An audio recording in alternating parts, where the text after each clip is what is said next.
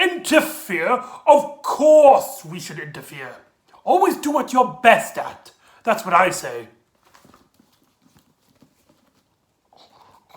Hello and welcome back to the Doctor Who Marathon. I'm your host McEdam, and today we're going to be talking about The Nightmare of Eden, written by Bob Baker in his only Doctor Who story, where he wrote solely by himself, without any of his partners, and is directed by Alan Broomsley.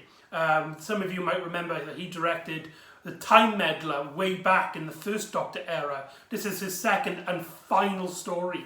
In fact, he only directed half the story because he had such difficulty working with the cast and the crew and just everything overall. So he directed up to a point, and then the rest of the story was directed by Graham Williams himself. And it was here that the production was so chaotic behind the scenes that Graham Williams decided to leave the show, and John Nathan Turner, who was I believe production assistant at this time, stepped up to become main producer of the series. So yeah, that's an interesting thing to note. This is a 4-part long adventure, and it basically is a Doctor Who PSA. For those of you who don't know, PSAs are like editorial videos things, or just general teaching kids not to do drugs or crime or stuff like that. And going back to the first one, this story tackles drugs, specifically drug smuggling, as the majority of the story revolves around the drug Tactoin, Xanthoin. I have trouble pronouncing it. I was struggling before this video. I decided that I couldn't pronounce it, so I'm just going to mess it up constantly throughout this video. So if that annoys you, I do apologise. Basically what happens is that, well, that's not scary at all. So basically what happens in this story is that two ships have collided because they both use dematerializing technologies instead of like bashing into each other and like explosions and stuff. There seems to be gateways in which you can cross one ship to the other in a very unstable matter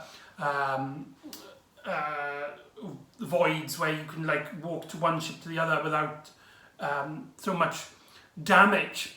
However, going through these portals, shall we say, is incredibly dangerous. So the characters don't actually go through them, which I think was a bit of a disappointing premise. It would have been really cool to see like go from one ship to the other just by walking through a door, but that's just me. And so the Doctor lands when the ship is happening, and whilst he's there, he discovers the two captains trying to get the ships apart. And whilst there, one of the captains, second in command, his navigator, seems to be acting very odd. He seems to be giggling to himself, just being very cheerful and very out of zone, I would say. And later on, he escorts the Doctor to a certain engine, but he only takes him halfway there, and then he quickly brushes off, and the Doctor follows him and discovers that he's been taking the drug, and this is where we find out about the drug. It's here that it's explained that the Doctor has seen this drug before, and it is one of the most dangerous, and he's seen planets destroyed by this. In fact, the planet it's originally from was destroyed because of how dangerous this drug was. And according to K9, it's highly addictive and can only lead to certain death. And yeah, so we get it's basically like a murder mystery, as well as there's some things that we don't really know who's behind, and it's really up to the Doctor and Romana to figure out. They're basically detectives in this story. It feels a lot like an Agatha Christie novel, in which we get scenes in which characters are out of view and you can just see their hand putting a drug in a thing, or maybe there's a scene in which the Doctor goes back looking for the drugs, only to see somebody out of view with a gun, and shoots the doctor, knocking him unconscious. So it's a bit of a mystery, and so the story introduces us to a few small characters, and basically it's up to the audience to figure out who it is. So we get the captain, we get the navigator, who quickly dies because he gets so high he basically tries walking in through one of the portals, or one of the engines, and just collapses. Got the other navigator, and we get these two people. I think they were just escorted onto this. One of them is a young woman who's an assistant to the scientist. Now, the scientist, he basically studies animals and different wildlife, and so what he does is he puts these creatures into like a small habitation that mimics their world, and he puts them into a crystallized format and puts them into this machine. And one of them, the planet he's been to, is called Eden, which really destroys the mystery of this. I mean, the one character who is connected to something called Eden, of course it's going to be him, or at least highly connected to him. So I think the actual mystery of the plot falls flat, but I think the story keeps us, the audience, interested enough that we would like to see this character be at least forgiven if he's done any crimes, and we do get to know the characters enough that we do enjoy their company. So let's talk about the director. And like I said, there's actually two directors to this story, and you can't really tell who's done who. Alan Broomsley and Graham Williams give this story a really bright, cozy feeling. As there are scenes with a lot of corridors, but I find that the directors can go two ways when it comes to corridors. Either make it really claustrophobic, or they can make it very warm and colourful. And these directors have gone this way, and it makes sense in the story as one of the ships is a cruise ship, and there's scenes in which you see these people wearing these weird tinfoil suits, just trying to enjoy their holiday, which is really strange because despite one of the ships being a cruise ship, and one of the big elements is that it's a cruise ship, these passengers have nothing to do with the story. They appear in two scenes, one at the very start introducing them, and once when the doctor is trying to chase one of the people who tried firing at him, and the doctor tries to go up to him for questioning. So yeah, it's very strange that, and Tom Baker in this story is, again, this is probably Tom Baker being the Tom Baker Show, crazy nuts and getting a lot of dialogue. In fact, there's one scene in which he just stops pretending that he's a intergalactic detective, and when he's asked who does he work for, the doctor says, "Work for? I don't work for anyone. I'm just having fun," which is a iconic line. But again, it does kind of show that in this story, the Doctor has maybe a bit too much power. He seems to get all the answers, and doesn't get a lot of danger. In fact, one scene where he is actually attacked, it comes off as a very humorous moment, where he gets attacked by the main monsters. Now, whilst this ship is having troubles and stuff, they also discovered there are monsters on the ship. The mandrels, these giant grey-brown creatures with long arms like that and giant bug-like eyes. And the Doctor soon discovers that when they decompose, when they die, they actually turn into the drug Zenzoem. So the Doctor discovers how the drug is being planted onto the ship.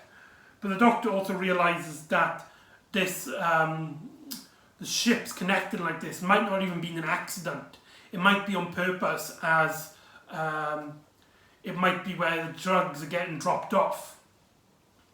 And so the plot just keeps moving thickly, and there's a point in which the Doctor and Romana are basically being chased because the police have arrived, and they believe that the Doctor and Romana are criminals because they didn't give out their identity papers. And so the Doctor and Romana actually run into one of the portals of the scientist's machine and land in at least a replica of Eden, where they get attacked by mandrels. But here they also get introduced to another character. Now, prior to the story, we get mentions of one of the scientist's crew member who sadly passed away, and it was the girl's boyfriend, her lover anyway.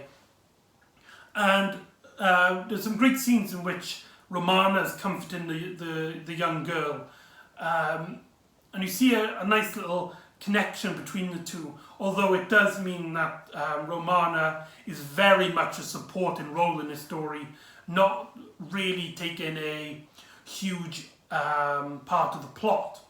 But the scene is very nice and very well written, but it turns out that this character actually survived, and he was set up by the scientist who trapped him into the crystal, hoping that he could not reveal that the scientist was actually one of the drug smugglers. Like I said, the twist was pretty obvious from the beginning, especially when this scientist is the only one who has a very big personality. He has like a strange voice, he wears like funny glasses, and he seems to be the one out of all the new side characters, the one to have the most personality, as the Doctor discusses a lot to him about his machine, and the Doctor talks about how crude it is and how dangerous it is, but he also admires him as well.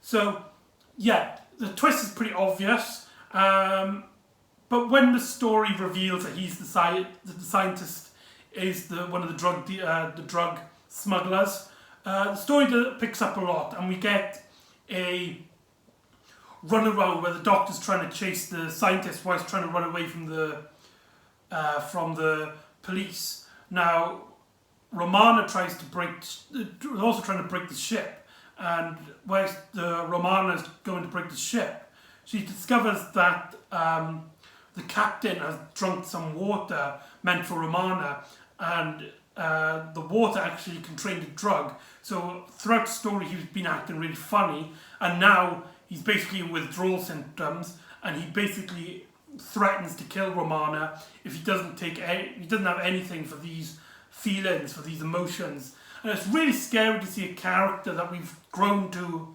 like and appreciate all of a sudden become basically a villain. I can't remember if he survives or not, which is really bad because I literally just watched this story. But anyway, and the Doctor does this thing where her and Romana from the control panels and the engines separate the ship. However, the Doctor lands on the other ship and finds a certain gun which will turn the mandrels into the drug. So the Doctor basically finds out that that the captain of the other ship is also one of the drug smugglers, and he's come, and this event has happened so he can communicate with the scientist. And that's kind of a neat twist. I didn't see that come in. But this character is probably one of the few characters that doesn't really get a lot interesting to do, so we don't really care in the revelation that is he part of it or not. And so the Doctor's basically trying to figure this out. There's also a machine, a thing that connects the two machines into it, and the Doctor tricks all the mandrels into the machine, the what do you call it? I can't remember what the machine is called. And the doctor does some tinkering with it, and the signal gets sent into which the scientist tries to bounce back and gets the mandrills so that they can use it for the drugs. Only the doctor to trick them and have the scientist actually come to them, and the police capture them, and that's basically the end of the story. I just realised I didn't mention anything about K9. K9 gets a lot to do in this story. He shoots some of the baddies. He detains. He gets his own evidence. He gets a lot to do, and that's probably because Bob Baker is one of the creators of K9. So it's very nice to see that K9 gets a lot to do in this story. And so that's The Nightmare of Eden. Overall, I really enjoyed it. I had a lot of fun with this story. It's not particularly great. I don't think it's well written and well executed. Like I said, the plot is a bit predictable. It's a bit goofy and it's a bit silly, but that's why I like it. It's really goofy and it's really silly, and you got some of Tom Baker's greatest lines. You get some of these fun side characters. The word I'd use it's just popcorn fun. You watch it, you have a good time, you might laugh with it. It's basically like a comedy, but nobody would, I don't think, would consider this one of the best stories in the show's history. I highly doubt it. If you do, that's really cool, but I don't think a lot of people would consider this a huge story that needs to be watched. It has a lot of great settings, great set piece, great acting, and just overall just have a lot of fun. So if that sounds like something that you would enjoy, a nice little standalone adventure for fun and giggles, then I say check it out. But if you want something with a bit more meat to your story, I don't think this might be for you. So join me next time where we conclude season 17, and the Doctor gets introduced with a mythical creature. So join me next time for The Horns of Namon, I believe it's called. I could be wrong. That's very bad. So yeah, join me next time for The Horns of Namon. See you later. Ta-ra.